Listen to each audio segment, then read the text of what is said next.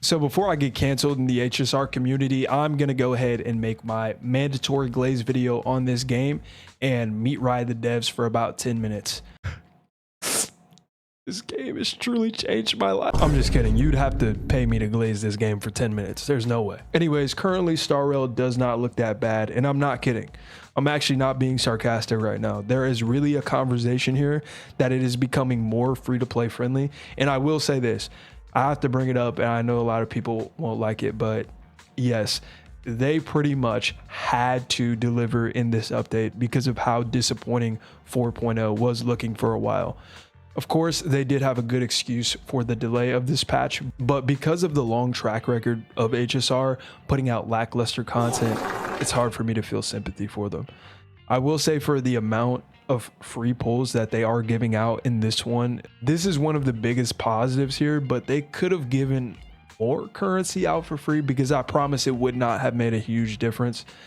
And then we have the best free 5-star selector that we've pretty much ever had, or should I say the Sparkle selector, because she is the best pick on here, as she recently got buffed and works with the new path. So if you are a returning player, you can get a free support, and of course you really need supports in Honkai support rail. And the good thing about Sparkle is that she is going to work with this new path, like I said, which is very, very surprising, because Star Rail is actually going as far as giving you a relevant unit for free, because they are very stingy when it comes to those. I think that the last relevant unit that we got that was good for a long period of time was Archer.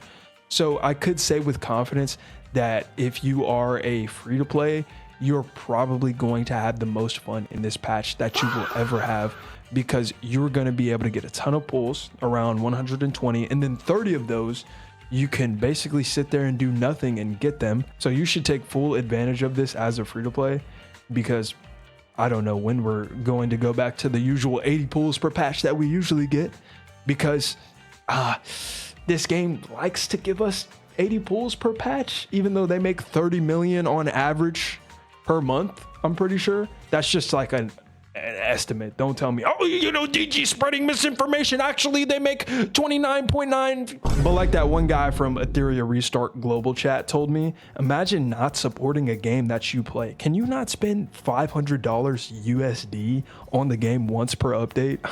Come on. It's no biggie. It's just one time per update. And in the past, I've said that I'm usually not very impressed with HSR giving free units, because they literally have to, because of the power creep in the game. But the fact that we are getting a few characters that are actually usable in the game, and we're playing a game where characters get dropped off at the nearest bus stop when their services are no longer needed for the 3 weeks after they come out, it's refreshing to see Adventuring, Kafka, and Sparkle given for free, along with a very generous patch in general. And I just have to say that these character designs for this region are really, really good, even though Star Rail loves to make different forms of the popular characters. So they all look really good except Yao Guang. That's pretty much the only character design that I don't like whatsoever. It just looks like a Chat GPT mix of a lot of popular characters. I think the kids call it waifu slop, to be exact. That's exactly what this is. And this character is just the definition of that. And I have no clue what's going on with this Ruan Mei skin. Of course, she looks really good in this skin, but I hate how gacha games and their skins are always so similar to the original. It's pretty much the same color palette. It's like, oh, this thread is on her right side instead of her left. Like, come on, bro. These skins are so lazy. It's kind of like that Zani skin from Wuthering Waves. I know a lot of people like that, and they're probably going to get mad that I mentioned the Zani skin, but come on, it looks so similar to the original. It's the same thing with this Ruan Mei skin. It's kind of like how Marvel Rivals has no change in some of their Lord icons. You know that Groot one where he's like looking forward and then looking to the side? Like, bro, come on. Of course, this is a problem among most gacha games. And if someone could explain to me why they think that this is the case, then that would be much appreciated. Or if we could just chalk it up to them being lazy, maybe that's it. That's always a good assumption. You should know how much I glaze DNA for having the best idea when it comes to monetizing skins. I want to see a gacha game monetize skins instead of characters. But at this point, it might be pointless to even bring all of that up when talking about Hoyo, because they would be the last company on earth to even think about something like that. And then you look at what DNA has been doing, they aren't successful at all. So I'm pretty sure no gacha game is going to want to even try to do what DNA did. But I think that the problems with their game come in other areas, and I really do still believe in that monetization model for skins. So when it comes to the elation path, this is going to be sort of the same thing that Remembrance was, right? They're going to release characters back to back to back to back that worked very well together, and in fact pretty much need each other. And these characters will probably be very hard to build, and of course there will be no 4-star alternatives. And even if there was, 4 stars are very outdated anyways. At this point, if there is a healer like the girl with the super bright rainbow unicorn, then they just need to be given for free. That was one of the biggest problems with the last patch cycle, was that Cyrene was basically a requirement for a lot of the in-game content because it was built around her. That is one of the biggest problems for the free-to-plays who are still somehow trying to stick it out in 2026. When you get one character you like, for example, I know a lot of people want Sparksy.